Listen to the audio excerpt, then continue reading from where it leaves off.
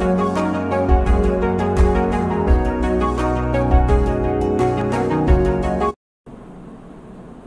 Everybody, welcome to my channel.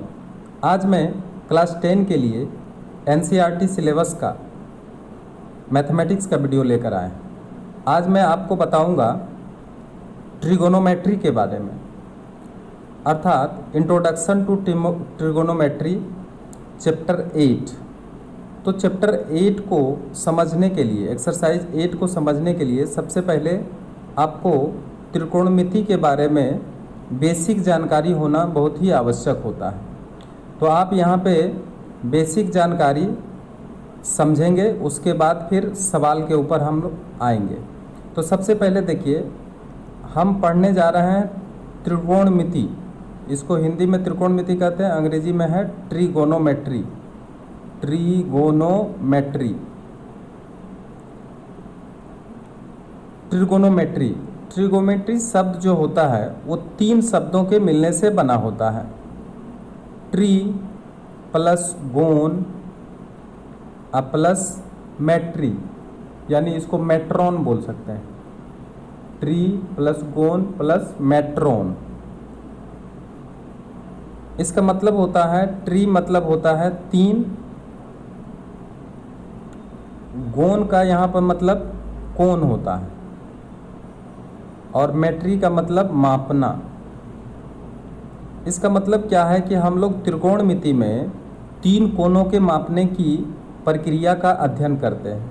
ठीक है, इसमें सबसे पहले तो हम ये देखेंगे कि त्रिकोणमिति में समकोण त्रिभुज के आधारित समकोण त्रिभुज के आधार पर यहाँ पे सवाल बनाए जाते हैं। ठीक है, तो सबसे पहले देखिए, किसी भी समकोण त्रिभुज में एक कोण जो होता है वो 90 डिग्री का होता है। समकोण त्रिभुज तभी होगा जब इसका कोई एक कोण 90 डिग्री होगा। तो इस चित्र में आप देखिए कि कोण ABC 90 डिग्री है। जब कोण ABC 90 डिग्री है तो इसके सामने वाला जो भुजा है उसको हम हाइपोटेनस कहते हैं। हाइपोटेनस, इसको हम हिंदी में कर्ण भी बोलते हैं। जो एंगल हम लेते हैं, अगर मान लिया जाए कि ACB एक न्यून कोण हम ले रहे हैं जिसको कि एक्यूट एंगल बोलते हैं, तो एक्यूट एंगल अगर ACB लेते हैं, ठीक है, तो इसके सामने वाला जो भुजा होता है इसको हम लंब कहते हैं, यानी इसको परपेंडिकुलर बोलते हैं। परपेंडिकुलर बोलते हैं। ठीक है, और जो शेष भुजा होती है उसको हम बेस कहते हैं। हिंदी में इसको आधार कहते हैं और इसको हिंदी में लंब कहते हैं। तो आप ये तो समझ गए हैं कि त्रिकोणमिति में हम लोग समकोण त्रिभुज के विभिन्न कोणों और विभिन्न भुजाओं के बारे में अध्ययन करते हैं। तो उसमें सबसे पहली बात है कि समकोण त्रिभुज के 90 डिग्री के सामने वाला भुजा को हम कर्ण कहते हैं, हाइपोटेनस कहते हैं। इसको आप समझ जाइए कि ये हाइपोटेनस है। ठीक है, जो भी एंगल हम लेते हैं उसके सामने वाला भुजा को लंब कहते हैं और शेष जो भुजा हो जाता है वो बेस हो जाता है। अब ये चीज़ हम लोग जान गए हैं, तो अब ये जानना होगा कि इन भुजाओं में रिलेशन किस प्रकार होते हैं। तो सबसे पहले देखिए साइन अगर न्यून कोण थीटा लेते हैं तो साइन थीटा बराबर होता है परपेंडिकुलर डिवाइडेड बाय हाइपोटेनस। यानी इसको अगर शॉर्ट में P से सूचित करें और इसको अगर शॉर्ट में H से सूचित करें हाइपोटेनस को, और इसको अगर B से सूचित करें, तो यहाँ पे लिखना बहुत आसान हो जाएगा। साइन थीटा बराबर लंब बटे कर्ण, यानी परपेंडिकुलर डिवाइडेड बाय हाइपोटेनस, यानी P/H लिख सकते हैं। उसी तरह से कॉस थीटा किसके बीच के संबंध बतलाता है, किन किन भुजाओं के बीच का संबंध बतलाता है। तो देखिए कॉस थीटा में बेस और हाइपोटेनस के बीच में संबंध बतलाता है। तो इसके लिए हम बी लेते हैं और एच लेते हैं, यानी बेस डिवाइडेड बाय हाइपोटेनस। अब आता है टेन, तो tan theta is equal to perpendicular divided by base, यानी P divided by base. Cot theta बराबर होता है बेस डिवाइडेड बाय परपेंडिकुलर, यानी टेन का उल्टा आप करेंगे तो कॉस निकल के आ जाएगा। ठीक है, टेन का उल्टा करेंगे तो कॉट निकल के आ जाएगा। अब साइन को उल्टा करेंगे तो कोसेक निकल करके आ जाएगा। तो देखिए कोसेक थीटा बराबर क्या होता है, कोसेक थीटा बराबर हाइपोटेनस डिवाइडेड बाय परपेंडिकुलर।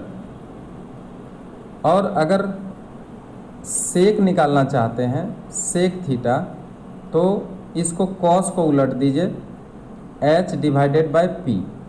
तो आप क्या देख लिए हैं कि अगर हम 3 याद कर लेते हैं, साइन कॉस टेन याद कर लेते हैं, तो बाकी का 3 जो है हम यूं ही याद कर ले सकते हैं। Tan theta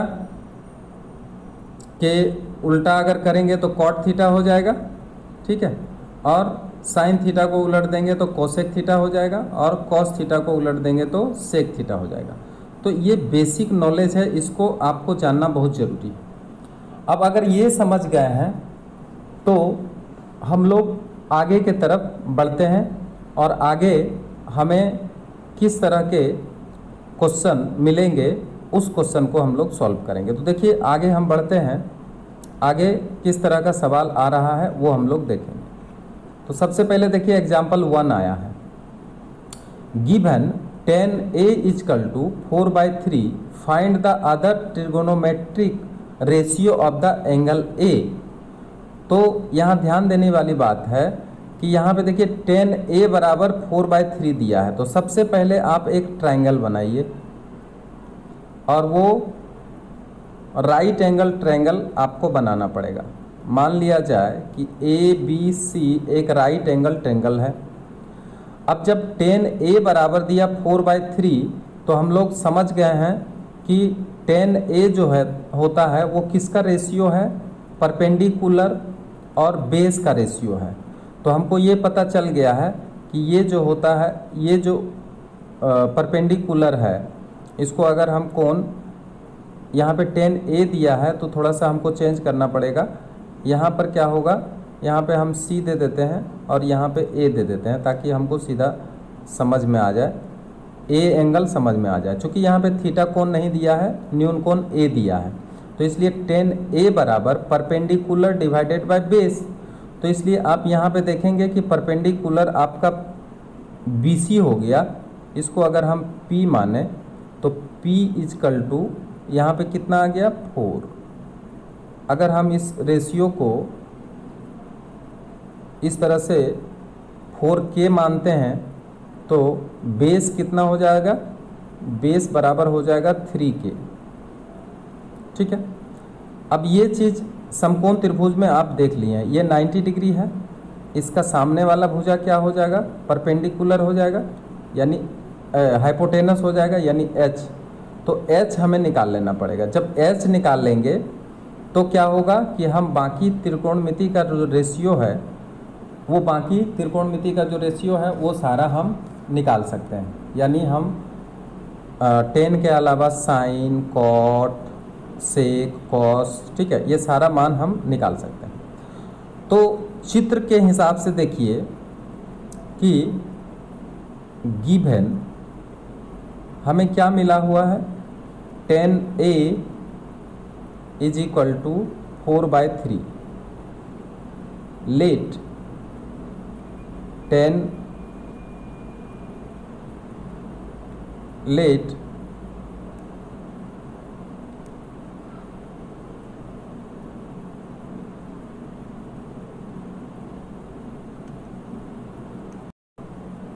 4/3 is equal to 4K/3K, ऐसा हम लोग लिख सकते हैं। Let P is equal to 4k and b equal to 3k। Clear. अब अगर p और b आपको पता है तो पाइथागोरस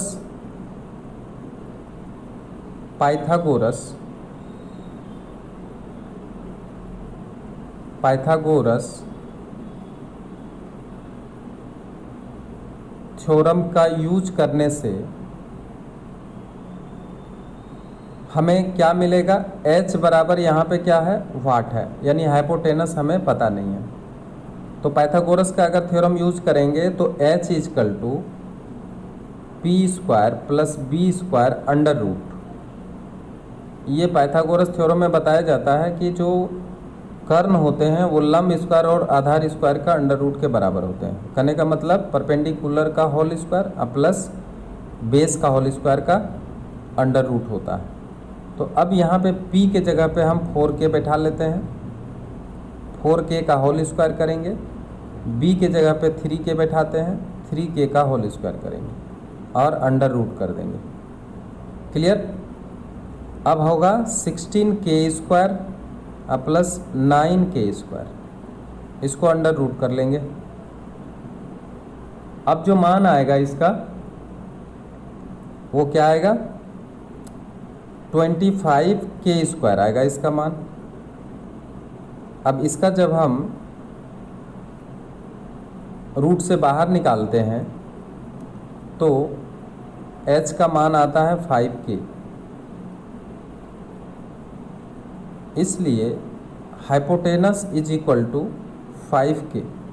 हाइपोटेनस हम निकाल लेंगे, हाइपोटेनस 5k निकल गया। अब जो शेष निष्पत्तियां हैं, ठीक है, शेष जो रेशियो है उसको हम लोग निकालेंगे। तो शेष रेशियो में आपको सबसे पहले साइन निकाल लीजिए, sine a equal to p divided by h। अब देखिए p जो है हमको पहले से मिला हुआ है और वो p है कितना, 4,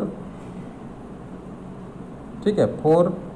और यहाँ पे अगर हम देखें 4k और h जो है अभी अभी निकला है 5k, k के कैंसिल हो जाएगा, हमें मिल गया है 4/5 और ये आंसर हो गया। उसी तरह से cos जब निकालेंगे तो cos a बराबर b/h, b के जगह पे आप बैठा सकते हैं 3k और डिवाइडेड बाय 5k, k के कैंसिल करिए आएगा 3/5, ठीक है।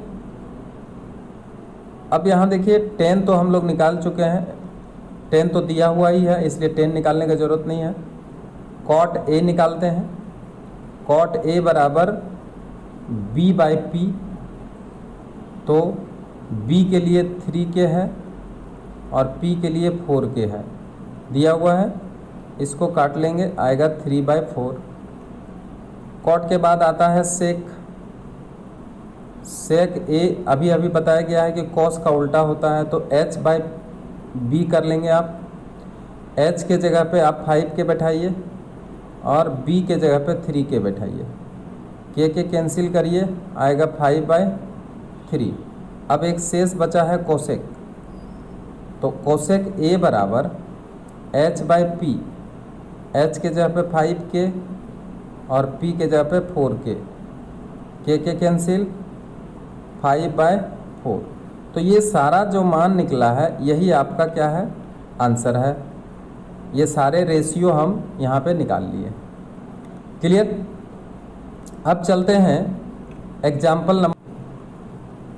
अब देखिए हमारे बीच example 2, if angle B and angle Q are acute angle such that sine B is equal to sine Q, then prove that angle B is equal to angle Q।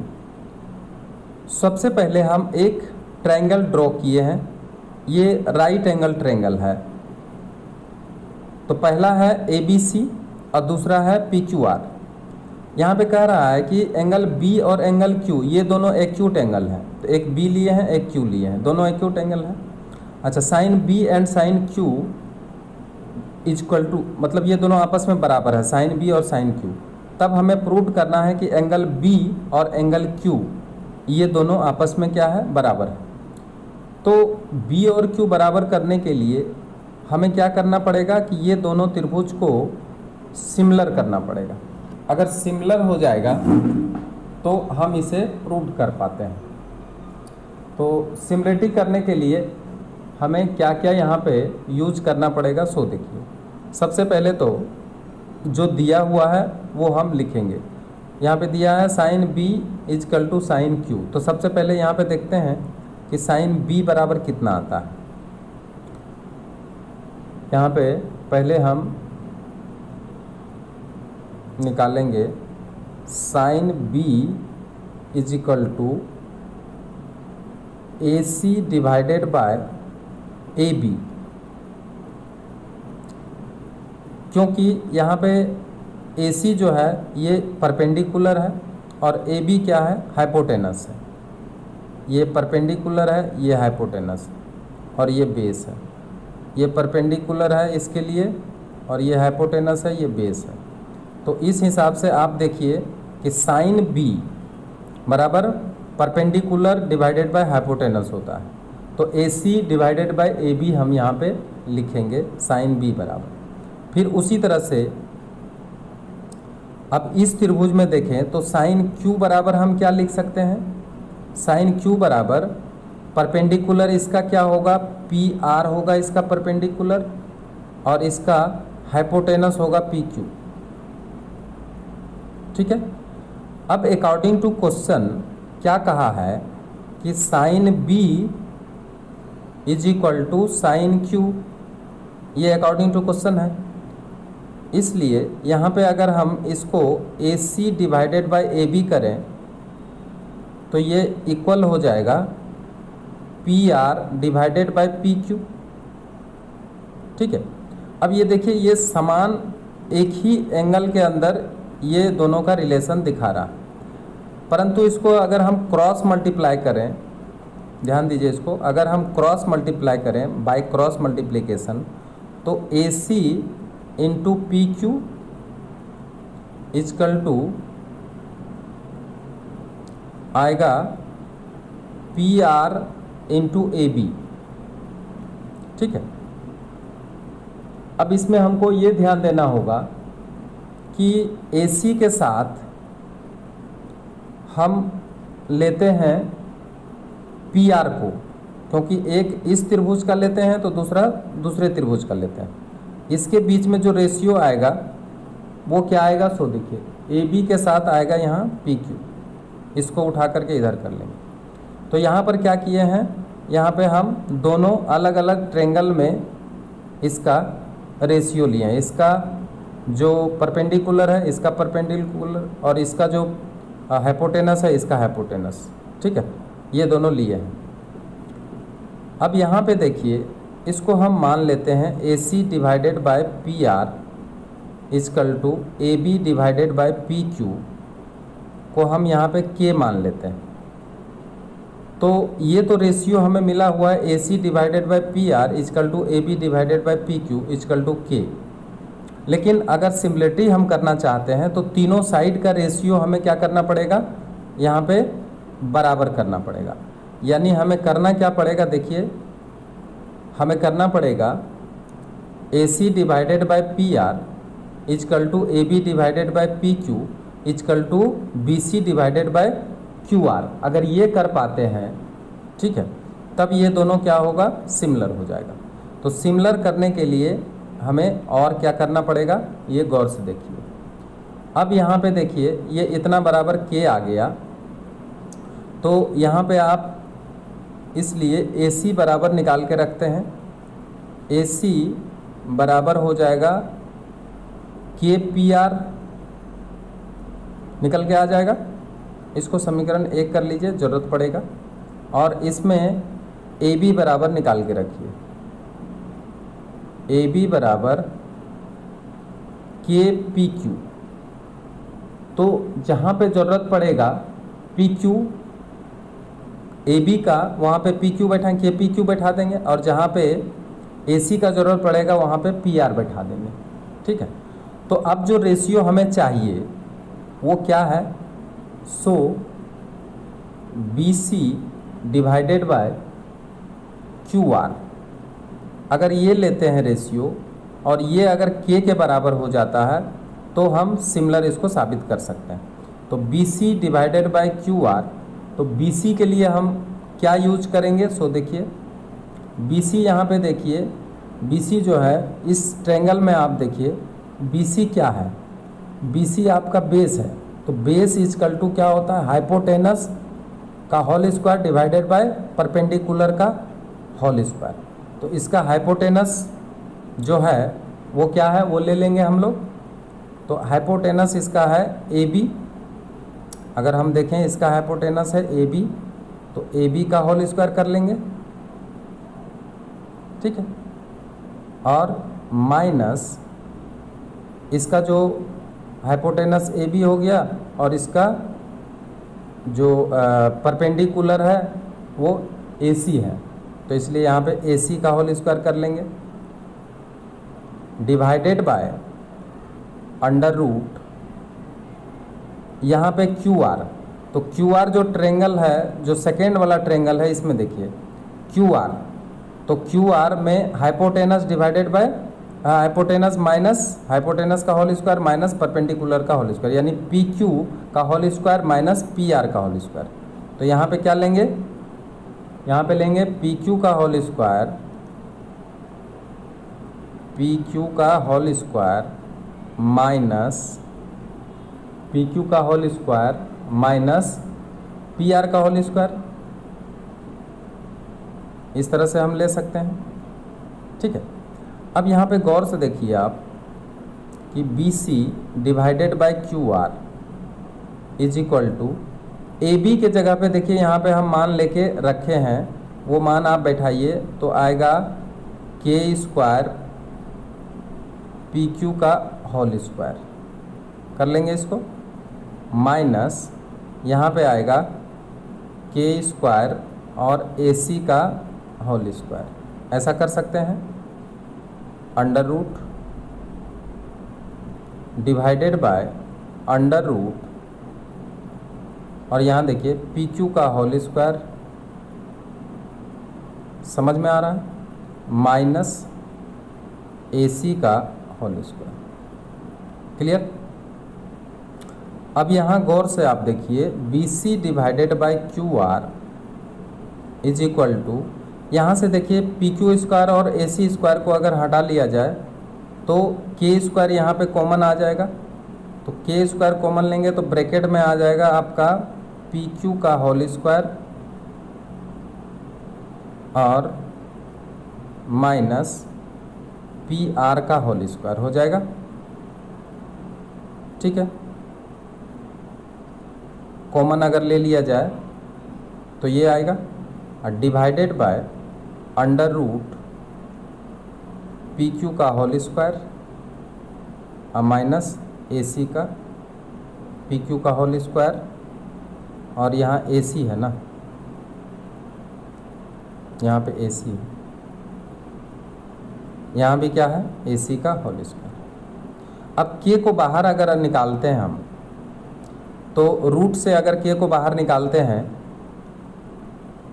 तो के स्क्वायर है, इसलिए इसको बाहर निकालने से हमें क्या मिलने वाला है, हमें सिर्फ के मिलने वाला है, और अंडर रूट में क्या क्या रह जाने वाला है, तो पी क्यू का whole square minus A C का होल स्क्वायर और divided by under root P Q का होल स्क्वायर और माइनस ए सी का होल स्क्वायर।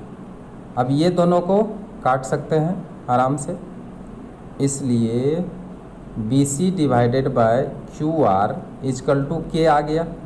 तो अब देखिए इसके पहले ध्यान दीजिए अच्छी तरह से कि इसके पहले यहाँ पे A C by P R बराबर A B by P Q बराबर के आ चुका था, और यहाँ पे अगर इसको हम यहाँ पे समीकरण इसको मानने की आवश्यकता नहीं है।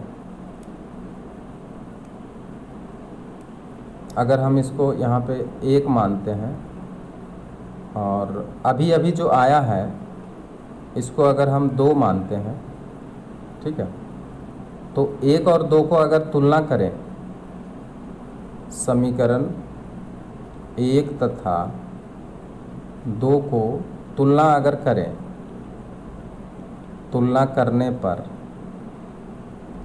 हमें क्या मिलने वाला है? तो देखिए हमें मिलने वाला है AC डिवाइडेड बाय PR बराबर AB divided by PQ is equal to BC divided by QR। ठीक है, बराबर के होता है, इसलिए सब क्या है, आपस में बराबर है। तो देखिए अगर 2 त्रिभुज की तीनों भुजाएं अगर समानुपात हो,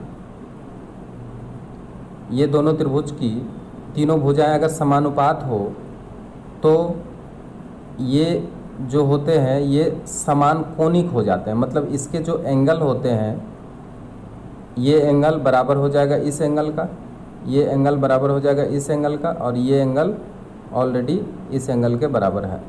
ठीक है, तो यहाँ पे हम देखे हैं कि ये जब बराबर हो गया तो इसलिए triangle ABC similar triangle PQR, और जब सिमिलर हो गया तो क्या हो गया, इसलिए angle B is equal to angle Q, और यही क्या हो गया, प्रूव्ड। क्लियर। अब आते हैं एक नेक्स्ट क्वेश्चन जो आपके स्क्रीन पे आ गया, एग्जाम्पल 3। ये क्वेश्चन देखिए, consider ACB right angle at C in which AB is equal to 29 units, BC is equal to 21 units and angle ABC is equal to theta.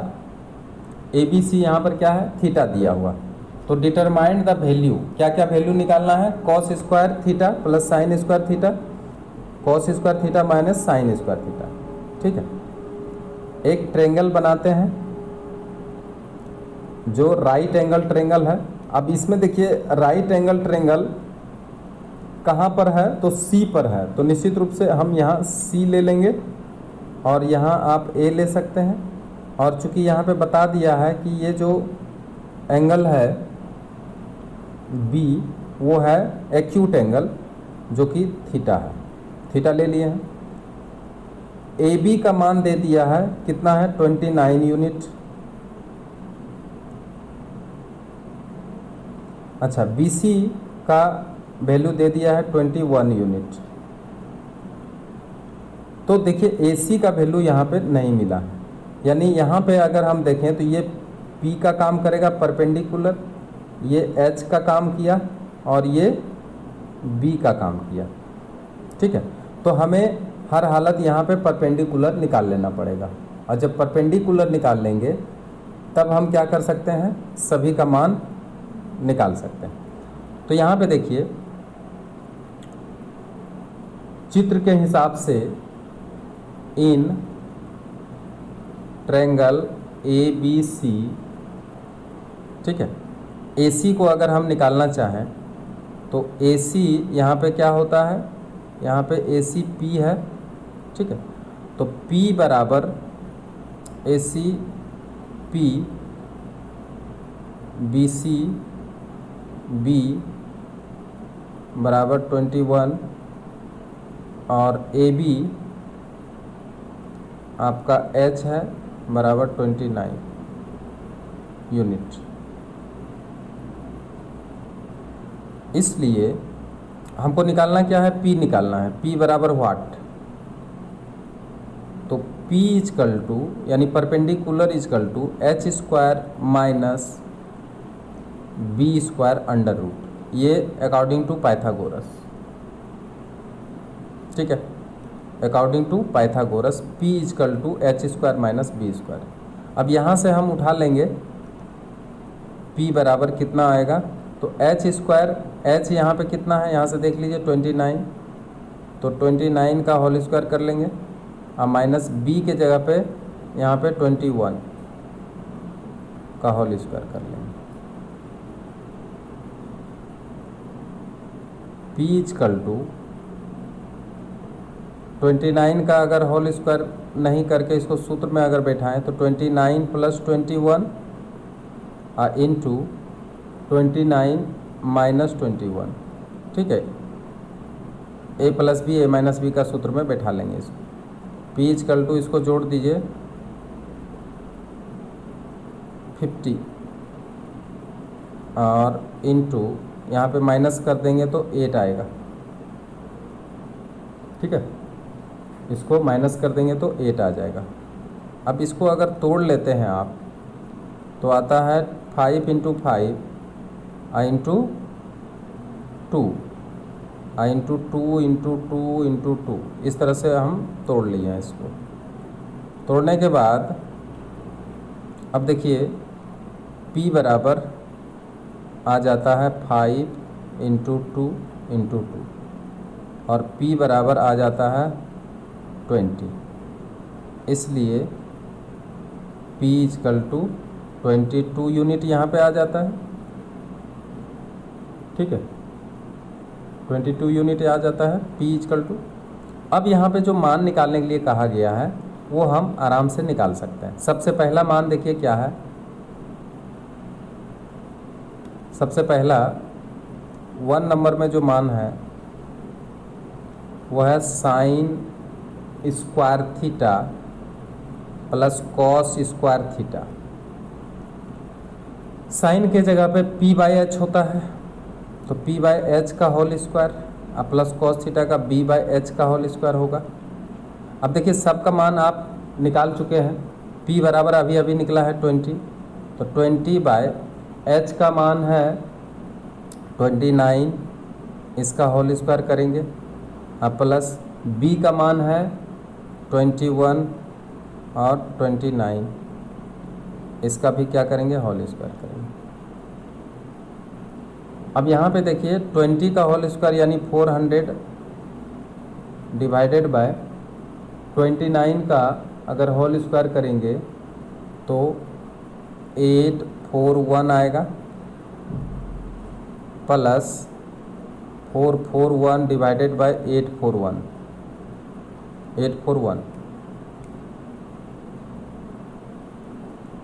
ठीक है। इसको थोड़ा सा सॉल्व करते हैं,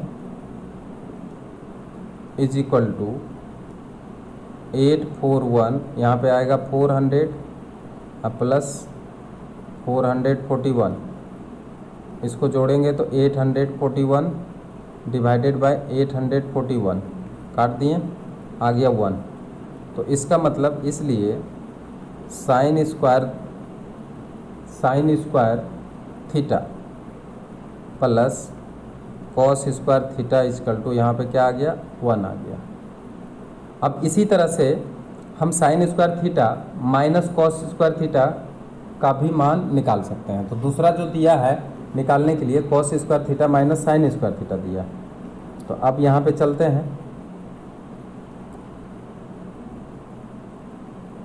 सेकेंड नंबर में cos square theta minus sine square theta, cos के जगह पे फिर उसी तरह से b बाई एच बैठा दीजिए और साइन के जगह पे p बाई एच, लेकिन यहाँ पर क्या होगा, बीच में माइनस है, b के जगह पे कितना आया है 21 का whole square divided by h के जगह पे कितना आया 29, इसका भी होल स्क्वायर कर लीजिए, माइनस p के जगह पे अभी अभी निकल के आया है 20, तो 20 का होल स्क्वायर डिवाइडेड बाय 29 का होल स्क्वायर। अब आगे बढ़ेंगे तो आएगा 441 divided by 841 minus 400 divided by 841, इसको थोड़ा आगे बढ़ाते हैं, इजकल टू यहाँ पे 841 आता है, 441 माइनस 400। अब इसको माइनस करेंगे तो आएगा 41 डिवाइडेड बाय 841, ठीक है। इसलिए साइन स्क्वायर थीटा, एक मिनट, इसलिए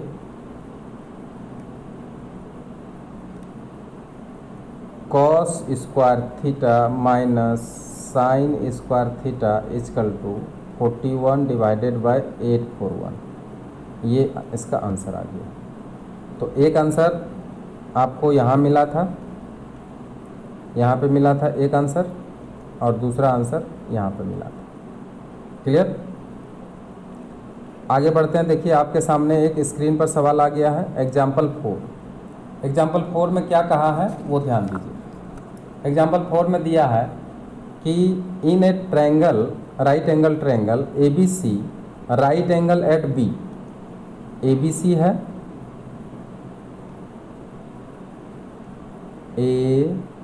ABC, लेकिन राइट एंगल B है इसलिए यहाँ पे B रखते हैं, ठीक है।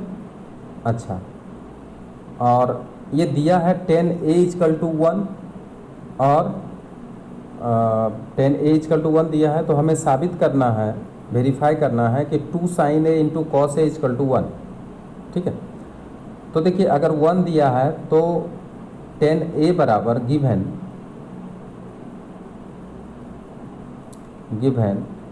10A इजकल टू 1 और 10A इजकल टू 1/1 लिख सकते हैं, बराबर P/B हम लोग जानते हैं, इसलिए P इजकल टू 1 और B इजकल टू भी 1, ठीक है। इसलिए H इजकल टू अगर निकालें P square plus B square under root is equal to P के जगह पे 1 का स्क्वायर प्लस 1 का स्क्वायर अंडर रूट कर सकते हैं।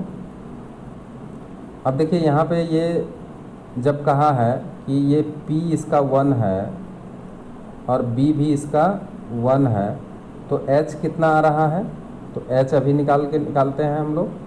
देखिए H कितना आएगा, तो H बराबर आएगा आपका 2 अंडर रूट 1 1 2 2 अंडर रूट। तो अब देखिए यहाँ पे H जो आया है, हमें H मिल गया अंडर रूट 2 मिल गया। अच्छा, अब जो मान निकालना है वो क्या है, 2 sin A into cos A बराबर 1 प्रूव करने के लिए कहा है। तो LHS से जब हम चलते हैं,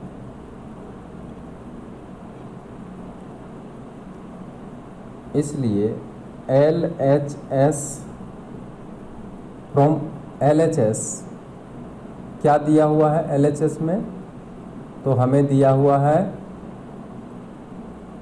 LHS में हमें दिया हुआ है, जो हमें वेरीफाई करना है वो है 2 sin A into cos A is equal to 1 साबित करना। अब इसमें आगे बढ़ते हैं, तो 2 इंटू P/H साइन है, I इंटू कॉस में B/H, 2 इंटू P तो 1 है, लेकिन H अभी अभी हम लोगों ने निकाला है, और B, अच्छा P में 1 बैठा देंगे और B में भी क्या करेंगे 1 बैठा देंगे और डिवाइडेड बाय √2। इसको जब हम सॉल्व करते हैं तो देखिए सॉल्व करने से हमें क्या मिलता है, is equal to 2 into 1 divided by 2 √2 into √2 और 2 को अगर काट देंगे तो आएगा 1। इसलिए ये क्या है, ये RHS आपका आ गया है, इसलिए LHS इजकल टू RHS और ये आपका हो गया प्रूफ। क्लियर? अब चलते हैं नेक्स्ट सवाल की तरफ। देखिए एग्जाम्पल 5। एग्जाम्पल 5 में क्या है, इन ट्रायंगल OPQ में क्या दिया है, angle right angle at P। देखिए राइट एंगल एट P, तो सबसे पहले जो राइट एंगल है उसको आप बना लीजिए, राइट एंगल पी बोल रहा है तो झट से पी यहाँ पे लिख लीजिए और इसको राइट एंगल बना लीजिए। राइट एंगल पी निकल के आ गया। उसके बाद जो जो दिया है जहाँ मर्जी ले सकते हैं आप। यहाँ पे देखिए, यहाँ पे अगर हम क्यू रखते हैं और यहाँ पे ओ रखते हैं तो ओ पी बराबर कितना है 7 सेंटीमीटर, यानी बेस यहाँ पे आ गया है 7 सेंटीमीटर। ठीक है। अच्छा, अब यहाँ पे दिया है क्या क्या, given O Q minus P Q is equal to 1 centimetre, ये आपका दिया हुआ है। अब इसमें देखिए, अगर हम ओ क्यू निकालना चाहेंगे तो ओ क्यू बराबर क्या होगा 1 प्लस पी क्यू। इस तरह से हम जब ज़रूरत पड़ेगा तो ओ क्यू के जगह पे 1 प्लस पी क्यू यहाँ से हम मान बैठा सकते हैं। ठीक है। लेकिन निकालना क्या है, साइन क्यू और कॉस क्यू निकालना है। ठीक है। तो साइन क्यू कॉस क्यू निकालने के लिए हमें ज़रूरत पड़ेगा हाइपोटेनस का। तो यहाँ पे ना तो पी पता है और ना ही एच पता है, ये दोनों पता नहीं। अगर ये दोनों पता हो जाएगा तभी साइन क्यू और कॉस क्यू का मान हम निकाल सकते हैं। ठीक है। तो क्यू का मतलब ये एंगल है, इस एंगल के लिए जो ये पी का काम करेगा, इस एंगल अगर क्यू के हिसाब से देखें तो ये पी का काम करेगा। तो हमें पी प्राप्त है और ये बी हो जाएगा, बी बराबर हमें प्राप्त करना है और एच भी प्राप्त करना है। तो यहाँ पे देखिए, जो दिया हुआ है उसके हिसाब से अगर हम करें तो